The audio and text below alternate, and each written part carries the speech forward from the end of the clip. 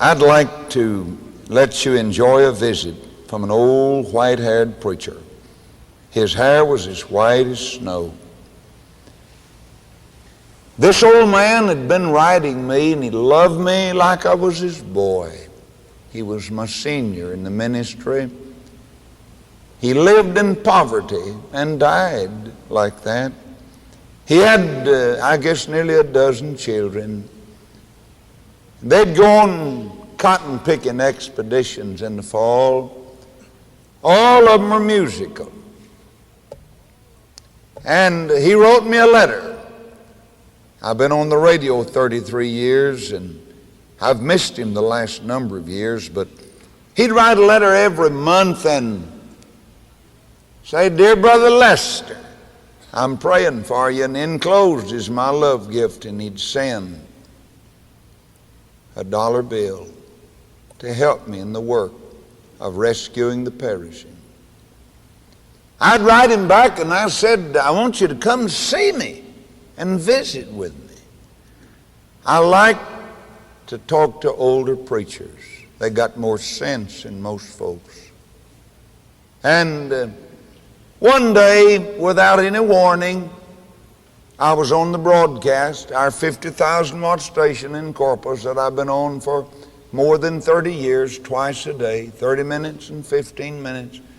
The 5 o'clock time in the afternoon, and I was in the studio, and some of my folks were in the waiting room listening, and the secretaries were around various places of the office. And somebody parked an old beat-up car and an old run-down house trailer out by the side of our office, and this dear man got out of his car, and you talk about tripping up some stairs, he came a-cripping. I mean, he just came as rapidly. He walked in the door like he'd been there always. Didn't even slow down in the waiting room. Opened the door, smiled like Simeon of old when he saw Jesus. And this old preacher, beaming like I've never seen a man so happy. He said, "Brother Lester, I'm sure glad to see you." I'd never seen him before. "I'm Brother John Pennington from Russ, Texas, and I've been laying off to come to see you, and I'm here."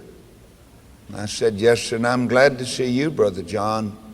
"Brother Lester, could I sing a little song for you?" And I said, "Yeah." He said, "I'd like to sing it on the broadcast." I said, "We're on the air now." He looked over at Miss Francis, my organist, and said, "Sister Francis, would you sound the key of C? And I'm going to sing for Brother Lester." And she looked at me, and I said, "Sound it." My brother, if they'd have cut me off at the radio station, I would have never refused him the joy of singing on the broadcast. And he said, "Brother Lester, here's my song." And he started singing. Now everybody's talking about something you can hear as the world passes by. Some are talking about their strife and the burdens. Others talk about the trouble and the strife. Now how to talk to a rich man when compared I'm a beggar, no doubt. But if you're talking about that old time religion, well, I know what you're talking about. Now if you're talking about that old time religion, well, I know what you're talking about.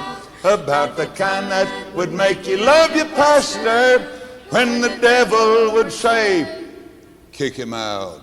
About the kind that would comfort you in sorrow and would never, never fail to make you shout. Now if you're talking about that whole time religion, well, I know what you're talking about. I like to talk about the time that Jesus saved me when my poor soul was sinking on down in sin. I like to talk about the time that he helped me through the sunshine, the storm, and the rain. I like to talk about the time of his coming, when I'll see his sweet face, there's no doubt. Now if you're talking about that old time religion, well, I know what you're talking about.